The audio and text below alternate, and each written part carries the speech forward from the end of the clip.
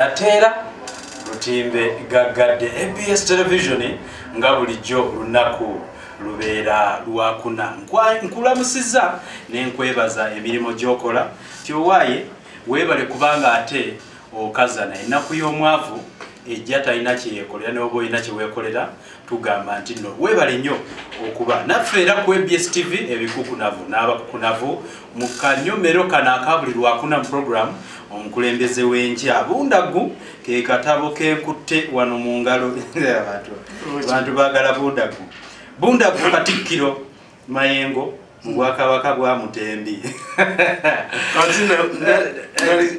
nawandise n'akalala omulembe omufere mbuli Obwakabaka bwempandiikako bw'abatatembwa mwali mu Katikkiro nga muyita mumpi abatatembwa naye mumpi yagenda neyepangira ku basajja babiri Muzaŋŋanda ne Mirandira kyebamukola nebayinza iti nga abatatembwa Muzaŋŋanda yali musajja munene kwanimuwanvu yepangira ku Muzaŋŋanda ne nani ne Mirandira Mirandira yagenda nga naga nti nze ndi Mirandira nkonako yakuwa nkuwulira naye yepangira ku Muzaŋŋanda ekyabaawo Muzaŋŋanda yayogeranga nga bwakwata akasindano emizikiti gikubako bwekiti abatatembwa mwali mu Katikkiro mumpi naye waliwo mumpi yagenda n'atuma omu ku baminisita be nga muyita Kebwasaze agenda Butabika si Butabika mpulira anyonyole ekyapa mu ddirisa baali baleese enkola tekisanga mu ddirisa lyo nga wasasula baleeta Kebwasaze bamutwala anyonyole ekyapa mu ddirisa bali baleese enkola nga bakita kyapa mu ddirisa olusasula okisanga mu ddirisa nga bakikuteereddeo Kebwasaze agenda Butabika yepankira kubaayo bamuleeta oluleete kale nno wetutyo bwetutandise olwayo lwakuna weyagenda okunnyonnyola kyapa mu ddirisa ne bamuleete abantu baayo nga bakisanga mu ddirisa essimu 07561848 essimu eyo no yange kwe tuyisiza obubaka bwa WhatsApp obuwandiike nateera Seekawuma waliwo omwami bamuyita Seekawuma abeera bali enansana musomi wa dduwa yaŋŋambye tasoma dduwa lwakuna abalwadde yabagamba bajje essaawa 5 nga tumaliriza okukola era waliwo omusajja mwe temwamutegedde musajja yawandiise mu obuzaavu simanyi asoma PhD nga alina kwangeraageranya naye kati kakuba okisomo olabanga akuwaana no he was calling on government nti omusajja muyita bwakuzanya naye alina amaanyi mangi yawandiise mu obuzaavu no you see the problem they have nze nabagamba dda what these people fail to understand nti tuyinvestinga mu knowledge ekyokubiri Abaganda bagaleka emmandu etuule nga kyeyalagula kikoze eki nga kyeyalagula kituukire kubanze nkusomera nenkuga nti singa nkusomera mu invisible hand nkubuulira nti abaleeta baasi baali bafunye amafuta ebunyolo nga amafuta ago oluuzi balukebera okulutesitinga mulimu quality ki kakati bo tibaali tebasobola kukola petrol stations kwe kusala tukube bano abaawutoda ne bakola language mu wutoda ezikyaliwo nakati best organization muyi bavubuka bato balina simplistic approach to issues era nkubuulira nti wotegera mafia tasolovinga nsonga kuba tajjira kusolovinga nsonga nti nze nkugamba kati gamba buulire nabalabye ku TV nti bagenze kugenda wamu naabo gwe basaze bwe baba abo bonna nga bafuzi ba takisi lwaki zakoze lwaki taxi bayita akajagala ate ne zibeerayo nedda bwe babanga bonna bagenze kulaba mulwadde nga musomero abaana bonna bagenza okuziika wabeerawo abasigaddeyo bwekibanga abavuzi ba takisi abagenza okulaba munnaabwe eyasaliddwa ekiso ezakoze bakyabazivuze kyetwebuuze yatte balizoninga obujagalalo bwa taxi. Yes, nabuwandikako dda the reason is nembagamba I can solve this problem in 3 days. One, register the vehicles n'omuntu ne nannyiniyo bannannyinizo bagende enambole balonde bannyinizo. Yes, in fact ekyo tekigenda kuleeta waliwo ono Reverend Pastor Sematimba yali aleese ekintu nekimulemerera nga emmotoka ogirangako batekako stickers nolanga MTN nolanga ki no sharing money ne nanyini emmotoka ne drive every month toziraba zino gundi ebipande ebika emmotoka zikeko ne pioneers bajja ne balimba aba taxi nga lita za mafuta 5 eye Masaka bagiraga ikano na Jinja nitubategeera because emmotoka tugimanyi ti namba gibasomye ku stage ki ate eye Masaka genda Jinja. Yes, but that is potential business. Okulanga ku motoka is potential business. You just put there a sticker nanyi ni motoka nategeera nti motoka yange eno good percentage ya motoka tibalangako no drivers basigaba ne conductor and in many cases they have not studied them abajja okusolvinga ebintu baba bamanyi ndanja kubuuza ali ateeka rangozi mu taxi waliwo ekiwayi kyamayamba ekiwayi kya Sematimba wali olone mayamba ani yatwala mayamba wa president sate mumanyi kalolo okuluto mu kiro kimu namutwale wa nembagamba nti nze emmotoka wange kamunyezali zisuzeewezi satu ngenda abaana bakomawo bambuulira nti abasajja bajjamu ebisumuluzo mu mmotoka ngenda okutuuka ku stage ng'ababeesiki obuliganizi bebajjamu ebisumuluzo nti ng'ate poliisi ekwata zikola so that the boycott be effective. Emmotoka ezikola zebagubamanye nino n'ensululu yange nze eyekoledde sente zange nti embwobubwa egaana emmotoka eyange okukola emmotoka egula $7,000,000 nti eyange egaana okukola eyo zigwa mu kiwayi ki ezange zakola no nze nkubuulidde tekisi ezange bazikwatako gikuba ejjinja bambulire yagikubye nkunona ekiro oba omusindikira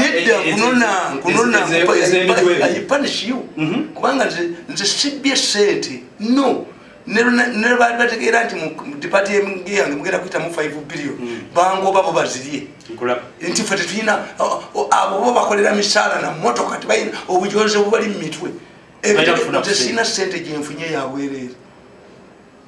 The easiest money I get is from writing my books. I sit and write. Era kati mumwe temumanyi kirimu ba pastors okubayiga ne bakuba kakande ne bakubani bujengo mafia yekuba nti yayokeza Bible mafia yekuba mulinda akatabo kange mbandikidde akatabo mujja kitegeera ani akuba amajja nti mugenda kitegeera era nsonga ki era bwobategeerera nti bafunamu mmwe nti Mayambala bamukozesa mangu why Mayambala yali tasoma kibuli nga mu Busiraamu tamanyiddwangu nga ne Kampala kati bamumanyi kati ene mediation nga tayina gyala katomuyita tasoma kibuli yalaba president mu lunaku olwo kati baga nti Mayambala tayina mmotoka yabeera nayo ddi kati tayina ati tubuulire yabeera nayo ddi era bwe bamala omukozesa ne bamusuula oyo kitatta gwe muvuma nze nali saagala Mayambala kuba Mayambala yasuula ekintu kyabanne naye Mayambala namulabanga abonaabona bwe bamala babone badduka ng'olina kubambwa yaabwe olina kukimayo $400 Mayambala bamuddukako bamaze omukozesa omuntu wali wa president busungu bwayina kati lwaki atabula yati bwe busungu bwayina kubanga ajja n'alangirira akajagalalo mu taxi nesigala no anti kati force eri force yali emukozesa nti singa omuntu kati wano wansi waliwo abantu bangi bwana naye wano bababulira baze mu council kuba tebali ku muzindaalo the power amasanyalaze kati bwe gavaako ffenna tusirika kati amasanyalaze agali gakozesa Mayambala gamukuba kati gali ku Sematimba Ndese matimba leba jamu ko sange mbwa bamudduke ko. Ndese matimba apulira waka. Nagamba bajja bano obumundu wano bakola ki? Titoyita kuleta okwekalakasa kuli polisi ya kulimu. Tena kwate sululu bomo no mwaso omuntu. Rwatax Tokulanga ku motoka. Ekyokuyinza embagulya n'embagamba nti mukozese Sulemani Kirulingi. Sulemani Kirulingi egamba eki. Sulemani yagamba nti omwana tumubajjule munyina w'omwana yakola ki? Naga tumuleke. Yes. Omwana mbulya ya dereva asobola okuba emmotoka ye. Erabo badereva bo bavuzedde emmotoka bagenze kunoonya ssente. Kubanga bakompitinga ne poliisi abasaabaze tebakyalabika kakati okimanyi nti mu takisi emmotoka mu takisi esula wa driver ukimanyi ekyo nti emmotoka esula wa driver bw'oba n'akamirongo oyagala emmotoka esula wa driver bazibiramu ente bazitwala ku mbaga bazifuulanga zaabo. That's why nti abantu ba bulijjo bakyawa nnyo obutoda olwa kondakita olw'empisa y'abadriver. Ogenda ku stage okuteekako emmotoka is not easy. You pay money. Kubanga what you don't know bajja ne bagamba mu president alagire sente z'abadereva ziveewo zino loading fee tuziyita munno mukabi kitegeeza nti omuntu bw'agula emmotoka driver tamuguliramu. Kakati driver atalina mulimu akomawo ku stage kubate n'abanoonya ab'okubavugira nabo bajja luddawa kakati in between nga toyina mulimu n'okufuna omulimu olyaki ng'okyanoonya mulimu. Kati dereva atalina mulimu mu kiseera ekyo yafuuka guide. Kyobula abanne bamukkiriza okulya ku ssente zaki bamukkiriza okulya ku ssente zino ezibeera ku stage. Kati bagamba president zijjeewo dereva ng'agamba nti ssente zijjeewo oyo taba driver. Era abasingamu obungi nze nabagamba nti mumpe ennaku 3 nzingeko paaka ku makya nkube embooko ndeete ebiroola ebinene mbayiwe ekinyalo naba abalimu obayiwe ekinyalo mu bikajjo olaba abalimi b'ebikajjo. Yes. Simple matter, just screening is easy. Do you have a vehicle? Karatasi ya gari yako iko wapi? Nkulira. Tuina bino betuyita namusisi. Tubiyita namusisi. Bino ebya sente eza stekanzo. Bulingi namusisi. Tukabere motoka y'ovuka. Nkulira. Bulingi namusisi. Kuba document tuyina. Sente ezo tubaziyita namusisi mu taxi. This is taxi business. Ani are supporting a good Sematim. Ati tegambye nti bonnamba manyi baminisita balyamu ssente mbamanyi bano ne beekuba balinga abasajja bagula abakubi b'ebikonde emmotoka zaffe ne bazita mijinga naye wanudde they will pay. The masterminders of these things bajja kusasula. The general economy kati suffering as a setback. Notunulira ne industry tax business nti nayo ate kirabikanga public kitulabikiranga banyini ate be balwana. Era akatabo kanga akokusatu bakayita smiling at the garden nakajja mu lulero lw'abanyankole nti Kastoria ensigo amanyo gasekerera nnimiro bano tewali kintu nakimu kye bakoze kitakolebwa mu nsi naye objectives zaakyo nti if I want to decongest Kampala what can I do? If I want to decongest Kampala Kenya muyayagala nnyo abatakisi. Why? Kuba muti mukimanyi abatakisi omu Ethiopian mu America olumu bamuwerawo visa. Why? They are good taxi drivers in America. But bali mu terrorism balopa abantu. Taxi business is very important. Omusajja wa taxi awulira abanyumya bagenda banyumya biwulira nabagamba nti Ssekabaka Hussein owa Jordan yavuganga taxi ekiro special awulira bye bamwogerako. So taxi Kenya kye bakola muyabawola ne London Rook emmotoka zino zifaanana ez'e London muyazibawula abataxi. Kakati bwe batuuka ne bagamba no how do we decongest Nairobi ne baleeta etteeka erisooka teri kamunye kugiyingiza mu Kenya oluvannyuma lw'emyaka egi 5 okujjako nga tegenda kukola taxi ne babagamba mugule 14 seater etteeka mu Kenya ne baliyisa.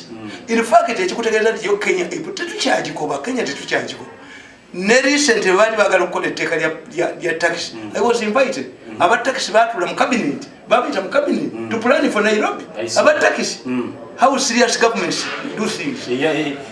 Wano kakati bwe batuusa ne bakizuula ti 14 seater tebasobola zigula kyovala abantu fe tuyingira mu bintu assembling emotoka enkadde Kenya is going to assemble mujja kula ze Kenya kubanga bakitegedde nti 14 seater bana abatakisi basobola zikola ki mu Uganda twaleta decongesting wala kutambuza no tekyali kya decongesting bano tebasuubula bwe baba bagenda okukola ekkanisa bakubaziriwo nkulaba bwe baba bagala okuleeta basi takisi eriwo yekubwa tebasuubula they are not business they lack the business acumenship bo bwe bajja once you see them wobategeerera nti baleeta omuceere bakuba pasta kakande bakwata owawutoda ne bamuleeta nti yabbye omuceere olubaleeta muceere when they start a school nga balina essomero lye batandise bagala amasomero ng'abantu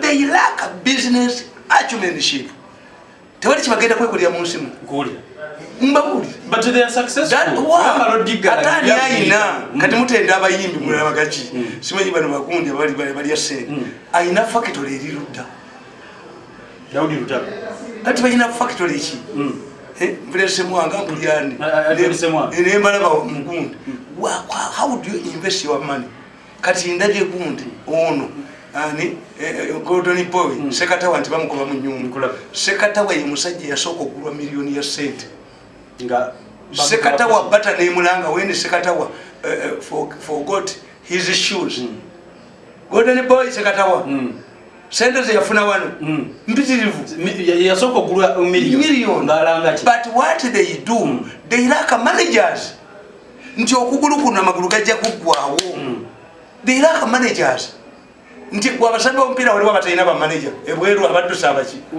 n'abakubi b'ebikonde manager ali asente okusinga kugoba utula why you can fix matches with other people they in experience wana abayimbi buli omadduka lulwo bakuba yoliyimba lumu abanga ina nadduka mu Africa because you lack management to manage something no kuyimba ate bo mulimu abayimbi mulimu abalumi mane oyisimu yimbi oyo mutondo muyimbi abane gono basebata sebata ine gono yes bayimba ne gono akayimba kasebata wakala omuyimbi basanga ke yakoze sikia ko omuyimbi ayina okuba ne gono yes wali wakayimba ka era nasanyukidde nyingi nalabye wakafe nti ali mu nyumba ye bayibuli eri awo bamuzimbira ennyumba nange sagala kuwukebwa omusana wandi bagenda kunzikanga nyimiziti where do they invest money? Did a commission agents? I see. But young one, what have they done?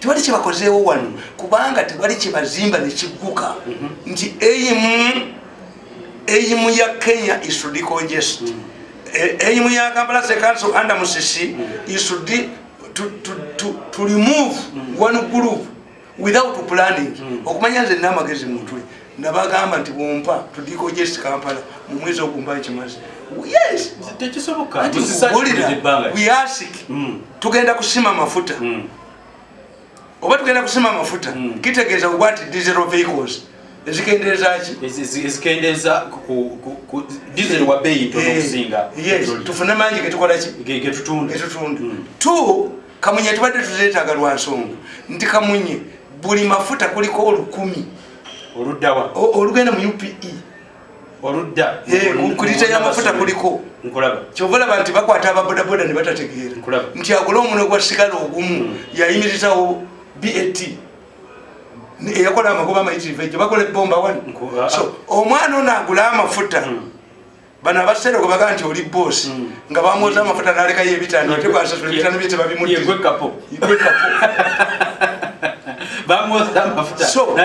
these people don't know baba bagoba ababodaboda emisinde tebategeera nti owa bodaboda ku mafuta gagula ayamba UPE tukiyita multiplier effect nti when the bodaboda man gets money he buys at the shop utoda bali bagiteeka mu sente mekaba government wasula UTC Uganda Airlines wagiriamu ebinyeeko nene gibaleeta bagenda kugibba kubanga ne routes bazitunda zemanya ina routes gize olabe sente zibagenda ku enyonyi gye babikuzawo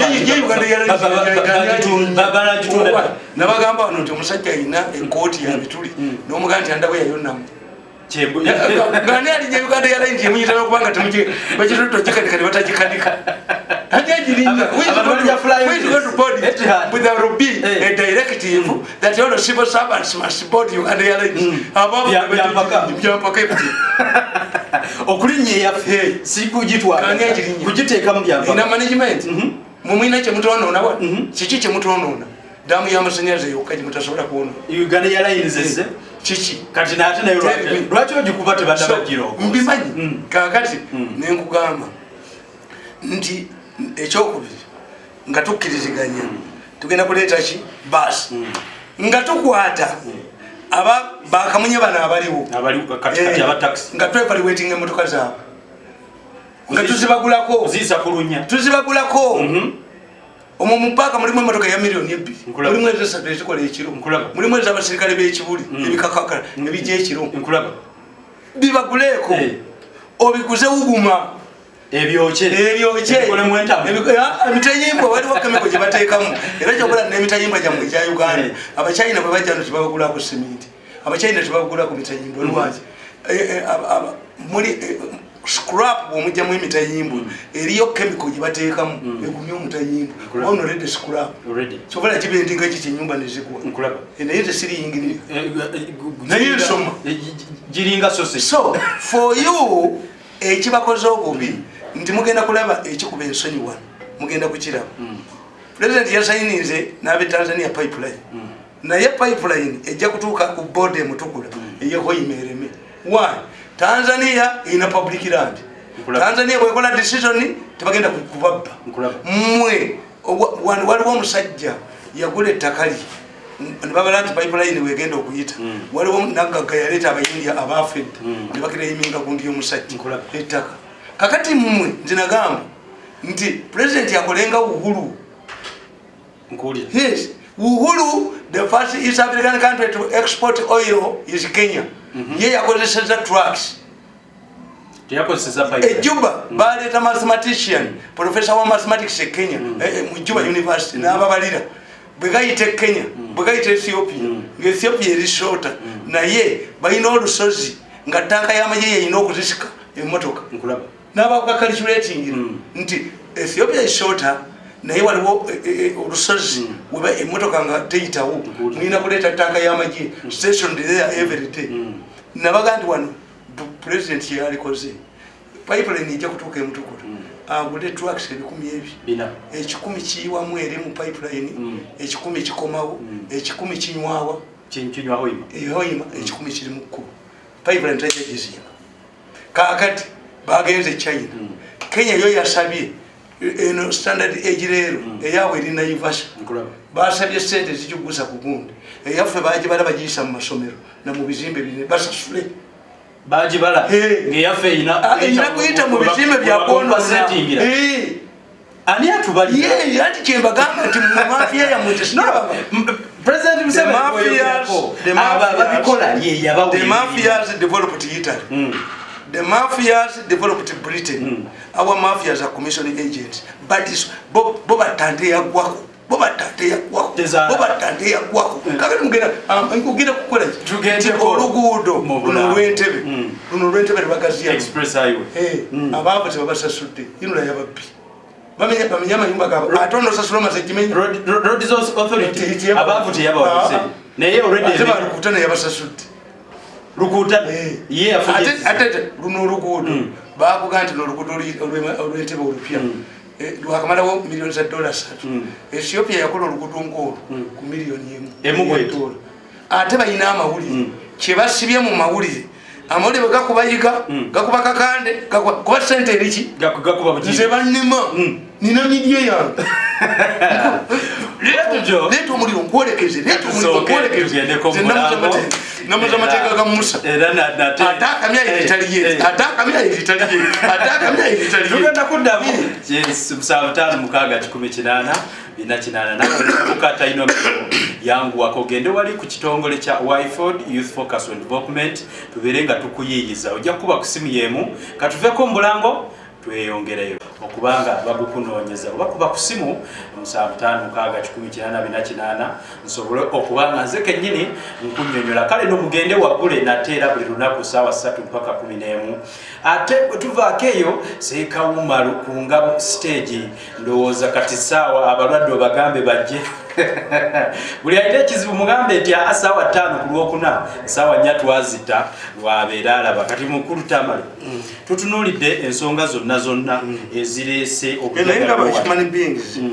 bwe kiba kituufu abantu baba bafiiriddwa n'ebisolo byennyini bikunguba mwenze siri mu kyakaze nnyo mu bintu ebyo nja kukyakala nga n'emyaka 7 nga abaana bange basomye bamaze kamukebereke 1964 lwazaalibwa okitegeeza olina emyaka 53 yes naye ayitisa gulu is my mother yinza okuba ndi mu 57 kuba nakwata faaza ekikumu kyaki nga bantu tokumbatiza ku myaka 3 osobola okukwata faaza ngaate mpakanya linnya lya ddiini wakwata faaza ekigumunze ndabakaaga mwena nkubalira 5 okucakala mulina emyaka 7 yes why ate onacakala omugagga nikakati omwavu esimu nebulanga omugagga yagibye banywa omwavu bwe bawunyira omukka omubi bagakekakutadde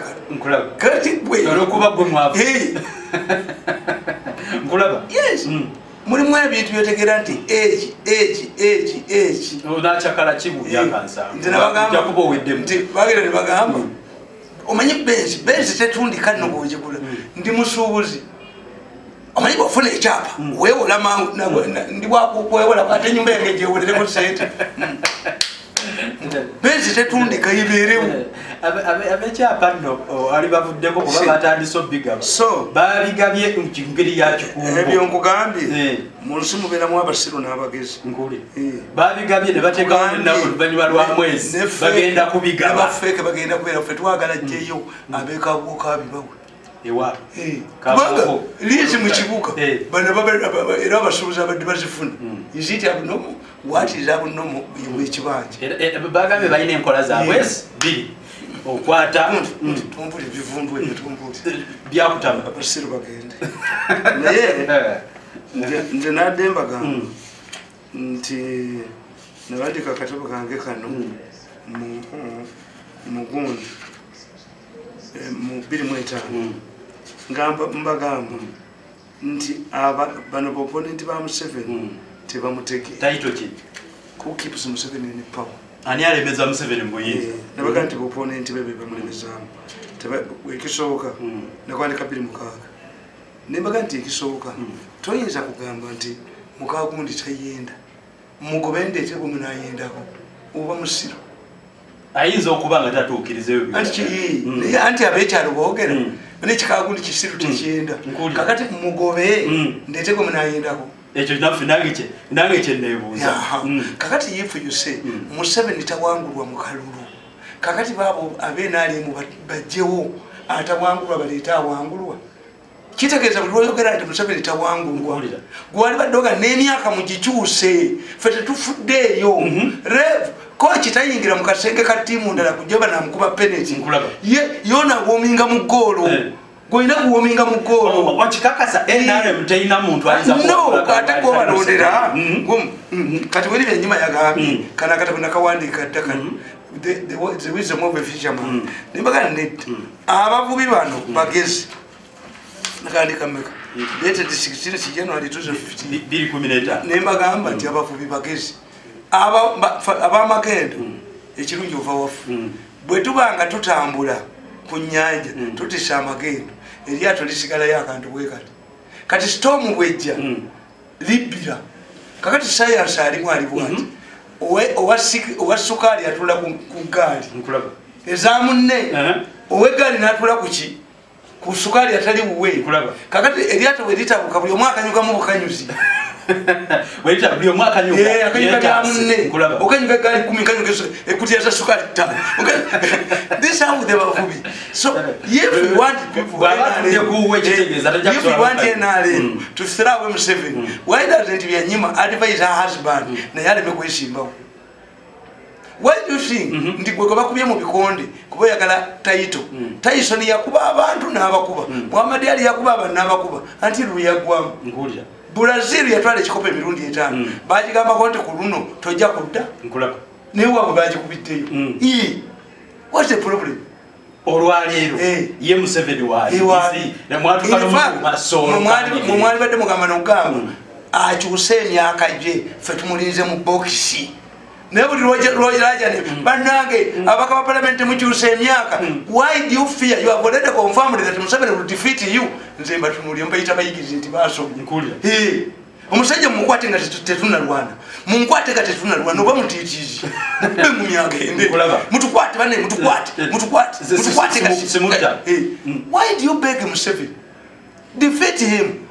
Did they beg Kamusi Banda? Don't you think? Did they beg Gondi, good luck? When Nigeria Bamuangula, what day Bamuangula Senegal? Gondi, Kamusi Banda Bamuangula, Mundanda ye, Yawangula, Buyoya. Hey, Kakati, Kakati, Ulu Chiata, Gondi, Mawri the one I wrote in Gangagam, Ulu of him, no. But you have a set of Akulazi, there was some Mauli, who is a Kuroza, to Urubagana Muangul, names and some nation in a moment, the nation will be Muman, the nation are under the control of the rules. Mamuso, I don't know nation television, nation television, Yakuba government, because of the influence of the nation. Hey, what you mind? Where you got acquainted? Hey, sister, one day money. Yes. Data monitor Agakani nabali Agakani mwali naye Agakani yategeera wano mu Uganda nti bwe bago babayindi you lost much yes chovala bantu bwe babulwa capital ne balaga mu Agakani bagundi bawafuna babagobamu bali babagobamu naye tosuubira nti nno ekya Museveni okukyusa emyaka oli waba akyogeramu akushingira mu constitution. Yes, ate lwaki it is the constitution that says the constitution is amended. The constitution is amended. The constitution oli akyogera sinti abayagala mukiringa. The constitution nabagamba Professor Lokonyango in his article avoids one important point. As a legal expert, he ought to have recognized that the constitutions world over are only working documents. In politics, a constitution simply means a set of rules put in place to guide those in power. A constitution helps the ruling party to harmonize its program within the legal framework and national interests enshrined in the country's constitution. A constitution, therefore, is a living thing because the state is a living entity, and a living person who wants to measure Mumula was at the constitution a constitution is not a holy document. Era kyovola bantu omusajja yababuuza nti abange mutubulire verses zemwajjemu nti ayo kya Bayibuli nedda zo zaavaamu nalaba jjo omusajja nga ngamba mbwa origini yava mu Luyonaani tetuganye naye ate eyava mu Luyonaani tennakwatibwako kakati tubaleeriwa ate lwaki bw'osaasanya obulimba saasanya ey'Oluyonaani. If the Luyonaani document is very important, then why do you change into other languages? No picking out. You mafia, mafia tekukeza kutesa kunsonga, mafia diverts you. Tekukeza Bible baduke, aba Christians baduke. Abasabire uwe. Baduke era ne umunye. Omusajja gwensinga okuwa ekitiibwa mu Bukatuliki ewaffe Bachenga. Bachenga Abakatuliki omuntu gwetuwa ogwesinga okuwa ekitiibwa yabeera Archbishop. And the Gambia Mubakatuliki. Mubakatuliki ewaffe. The people I highly respect. Ziwa ne Bachenga ne wonya Bachenga bo bali ku dini they are religious bayingiriza munyo obusuubuzi others are taken over by obusuubuzi nti bayina mu obusuubuzi ne wamala naye tayina mu obusuubuzi wamala will be saying naye tayina busuubuzi tasuubula tayina gundi era izo musanga tayina mu mbeera ya business kati gundi naye Bachenga naye yagwa mu nsobi namuli anga avumirira ono nti obutasoma no the man help him atasoma mu mugambe nti zenyiriri mweziri enyiriri zayogerako mweziri etubulire ewafu waliyo omusajja nga mumuyita China wali China nga mukinjaaki nze kitange erina buki ekalisizo nga China mukinjaaki kakati China ekibumba kyenti nze sirya kibumba twagenda nga tulwana n'ensega ekibumba Magema bwe yajjanga n'akisala salabako kibumba kyantekiramu nga tugera Magema agenzi ekibumba ne tukijja ne tukyokya nga kimyuka olumyuka ekifu gye yasudde nga kirimu ekibeeramu ebibuka kakati ye China kye yakola nalooza mugezi China naddira ekibumba kyente n'akikweka nkuwulira Magema amubuuza ekibumba kiriwa n'agamba Magema ekibula mu nte tebanenya mu baasi saakisanzeemu Magema n'avuga nedda China tewasoma ente tesobola kutambula kubeerawo nga terina ekibumba yabuyinirira ekibumba buligi tebakutwale ku polisi kakati ye amisalugero ekibula tebanenya mu baasi ebyo byammwe byabutasoma byammwe byabyapo n'amuga nti you man bring the river a cow cannot move without a river Olori yasoma yasoma kakati obanga omusajja ono yete yasoma situganye zenyiri mwatayawula gosira spirit nti yasoma ayina argument ye listen to his argument enyiri zavaamu oba munga twayagala okufunza explain has given you a challenge enkunkulira explain he has given you a challenge but at the end of it all kakati constitution is not a holy document. A constitution is just a working document. It is amendable. That's why a constitution provides for amendments. Nekugamba itagenda kukyusibwa lwaki bateeka mu bwekyusibwa. Olwaleero ekyusiddwa but lwaki ebendinga nabagamba nti ekisenge kitagenda kuyingirwamu kubeerako omunyolo n'ekisumuluzo. Why is it that your constitution is provide amendments? Because Obata abrogated the constitution. He did not amend it. Amending means adhering to its provision. Nti emyaka bagiteekawo nga waliwo nga gikyusibwa. Constitution yateekawo bw'ogikyusa.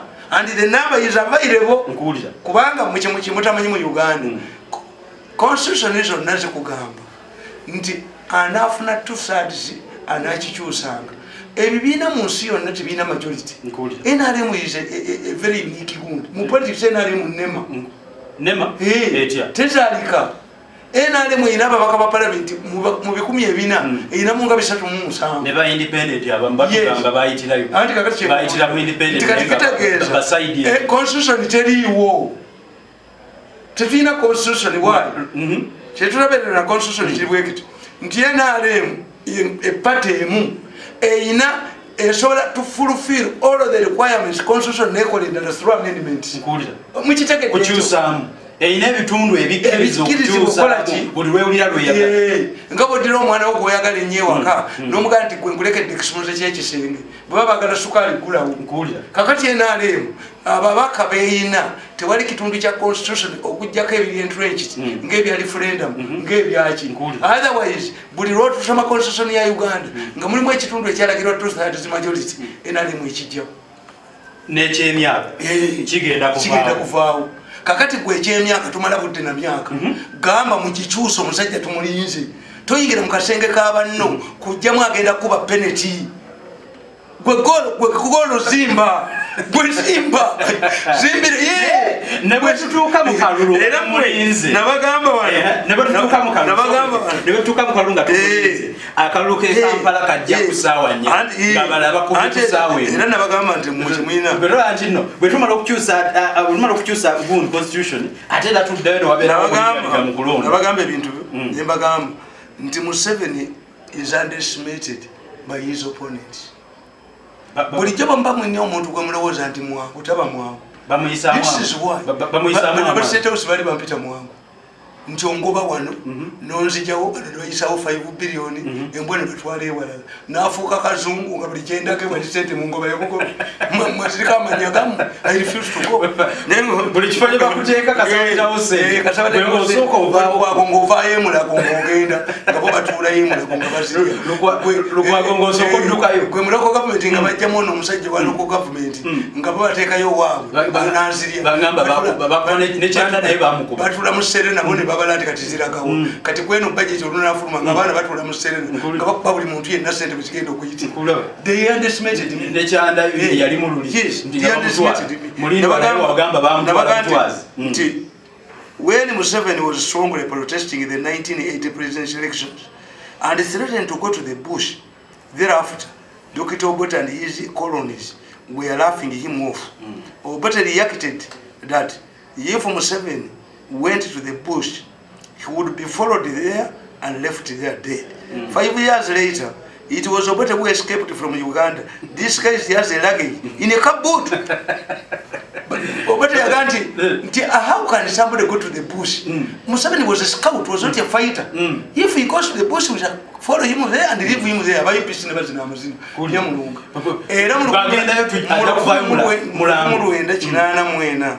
Obote yaleta ba North Korea. Naleta Bush Advanced Training Team, naleta Tanzania Training Team, bamutendekera abajase mitwale ena, n'abawale Fernand Kanogole ne bayingira Luweero. Museveni bamulikayo. Yabakubali bamulikayo. Ate babadde basula government mu 85. Yabakubirayo. Yagatujja genda tumusangira tumulikira era yamulikayo. Ngenda kufuna ne kusimu. Nekugamba. Mobili. Museveni kyabazayirako. Tukiyita reverse psychology.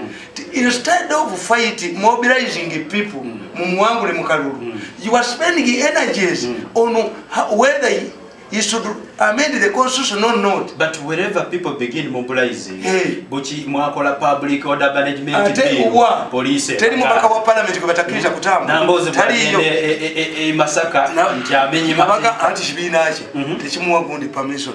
Nakugamba one of the tools employed to determine one's political consciousness is he or her ability to use reverse psychology against potential political rivals. Reverse psychology simply means the duping of your political opponents into unconscious doing what affects their political interests. Take for example, Semwogere in 1996 presidential elections. He threatened to dissolve local councils because, among other reasons, their executives were shunning his campaign rallies. The movement quietly encouraged him to go on. He also threatened to do away with the village local security system, defense secretaries, and the regular intelligence agents like the Internal Security Organization. Such a statement, yet Semwogere Yagam, Bwendia, Yisonjijao. Do you know how many families have I said? Oyito kama mukazi ndi mukazi gobo yingira mu nyumba bwe nyingira ku furuma alukula lusamba abantu bati nkulaba eyo tikita reverse psychology I encourage you wesule nkulaba sikwanukula kwetisa abayiso otiso kujawo bukiiko otiso kola kife tukusika busirizi wanga tukutadde ku reverse psychology nenkuga nti Besigye in 2006 elections Dr. Besigye almost expressed similar sentiments nga Semwogerezi yali akoze and was continuing doing so after the elections. He attacked Museveni's land allocations to investors. What this means is that they are begging the future of the investors on Museveni or NRM. But Ochiraba, we can talk about Museveni land bonanza. Not a gamba and ganza kugamba, Nchetakabari Gabiri in Namma. Museveni created 20 industrial parks. Yes.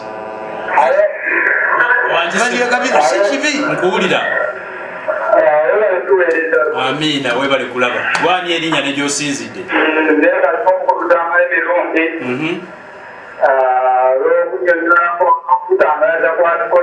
yesebo okolera ku Room Street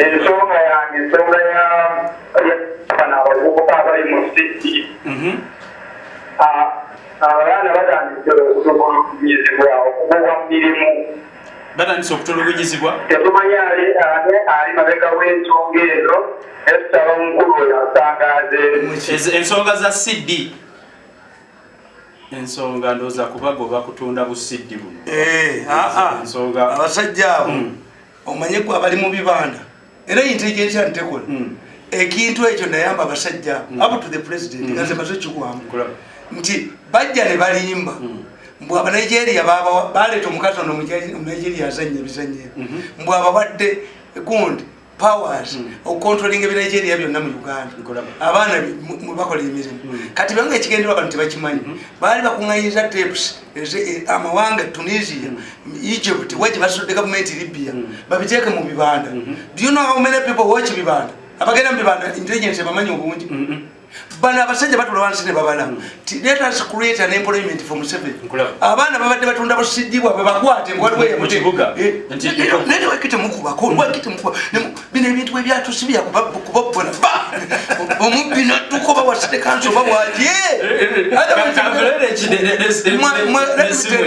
kakati ono gundi Bigirimana nakuzoba mukuba tava mawuliro Bigirimana yabagambye nti abatwala abantu ebweru gundi zileta bwerere tiketi nokuba babadde bakati bamukuba bamuli bubi Bigirimana kati bamuli bubi bamutwala kuba mafia bwekola nalabye ono mukwano gwange gundi oyo brigade nali mu Kalulu ngende teseyo nga brigade y'omukubitube abatuyamba amafuta kiki baba just babira mu Kalulu neyo lwagenze munadi bamusekutte bamukubye munadi bobe bayina okubeera wali sente bokka kakati mwe kimutamanyi yefu everybody akwata ku sente mumukuba addayo etteso n'ayogera mirundi nzireka nembuli abaana bange mwe who are going to be our allies in the future and they are not tribalistic mafia is not tribalistic waliwo Kanonda Hula naita va mahuli Kanonda Hula yababulya banne nabaga nti abange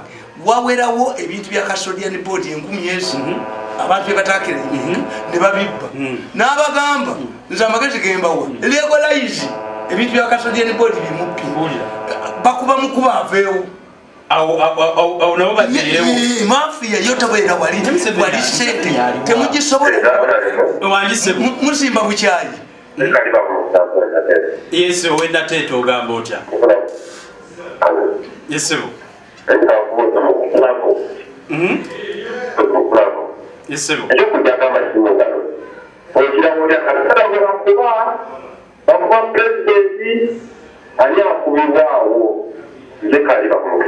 okubibwasampewo andigwe balwanyisa Museveni gwe balwanyisa yes nti bote bagenda genda mu nsiko waayo babbye nnyo tebasobola genda mu nsiko kuleeta lutalo ekyokubiri tukiyita surgical operation surgical operation yetegeeza ki nti mukuulamu ono Museveni gwe mukuulamu mbabazi yali kyakuba party structure nakuba mbabazi single handed mbabazi nga mumutya mwenna yes nafuna super minister nafuna ki yali kakati mu banje bino one of the most intelligent enezanya nagisoma nti omukazi asobola okubaganya mukazi munne emige wonka yajja namubulya nti balogwanywedde muyitirivu balogwedde alina bakazi nalyoka akuba migu that's why bino ebya miracles byemugamba miracles ntemba kuwulira nasoma mass communication we are change agents kanisa eno tesobola kulimba bantu nebalimba emyaka abiri Sudiri yaleeta akalulu kakyaliwo kaluka jada ne tutakula baleeta akalala kaddawo kula ne tutakula nze bwe najira mu Kampala nga muli obwokesi bwa national lottery kakati ndo mukyala nyakana site kanse muwadde zimba omukazi omusumali nakumati olunaku lumba kyakutegeera nini nawe olabye nakumati bwateekayo yes wali waggulu nakumati oba zimbye oba foreign why do people talk about Banyarwanda ewafu abalundi bayitirivu Masaka n'ekigambo Masaka kiva mu Masaka omuwemba Banyarwanda abasajja baba abalegenderwa baba Lubweru Banyarwanda. Why do people talk about Banyarwanda? Not Congolese, not Barundi, and they hate Indians everywhere. Foreigner akasobola nakumati ndio smart. About it Uganda ni of Somali origin about it. You are inciting the population against. Chokola bantu abayindi banomukita kubafunye. Suliro yagala okujja musima yesimbe wako liki. Ndisimanyi omusumali yesimbe. The moment you started sharing or competing over resources over the nationals, like for batutira again, like batutira Southern Sudan, with all of the efforts, tukola bye basobola kola. Kuba bilinsi ya abekenya babatira. Kenya balina liyo estate, balina parks, balina ki. Katusembeyo nawe wandise. Nkulira bulungi sebo.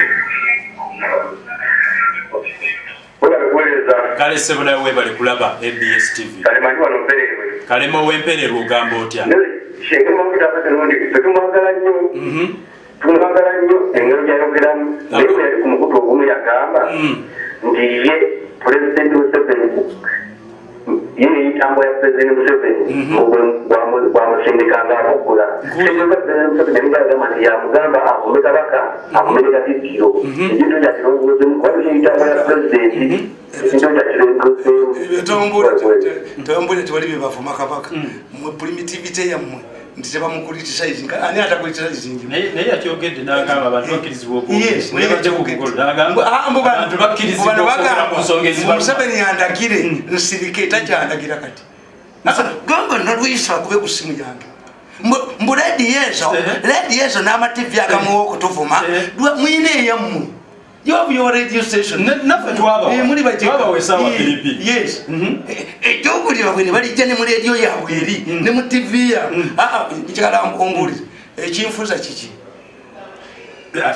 ani yakula ebyendanga banzadde simanyi ani yavuga nyabo kagaali omuntu alekaliza okuzaa Museveni wangamba yakuweerera ensimu nsize when it comes to Buganda mwe Muganda is not Muganda Museveni tasobola kumpita ku bya Buganda n'engenda nkuli no tasobola ku mwe Muganda amwe Muganda baleeta obote wano n'abasekulembo abagundi bafa bameka abalamu bafa bameka simanyi ani mulanga yaleeta motion mu parliament nti abantu bafanye ruwero nkuli mukyoli kyekire oyo akugambye nti kizibu akyogera luli kyakoma bakye balowooza Museveni amuyita amulagire yamutuma tekyali asobola kundagire esimu yange bagita gitoleere giteerolere gikube kolabe kwemasi kawuta mirundi by idea ke katabo Katikkiro Mayengo mbwakabaka bwamutendike kano Abdul Musoke kalike tuleeta omulembe omufere nga angani eyeyimbye mu mpologome bbiri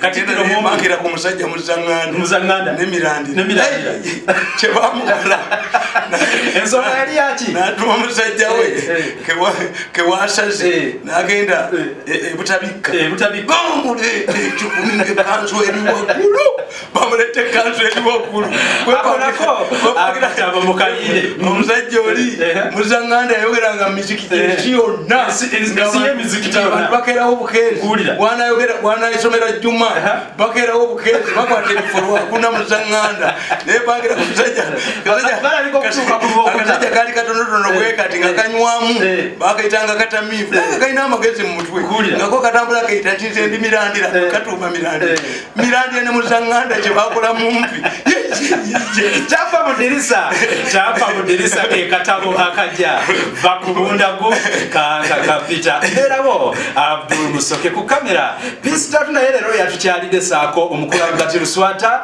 Rigani Rich Ntale ne mukama waffe Pastor August Liga tamale mirundi lwakuna jiddemu ssaawa emu mpaka ssaawa bbiri Wyford wali ku kizimbe kya Makanga saako Sekawuma Lukungabo stage mwebali kuba abalabi balungi mulindirire akatabaako mweraba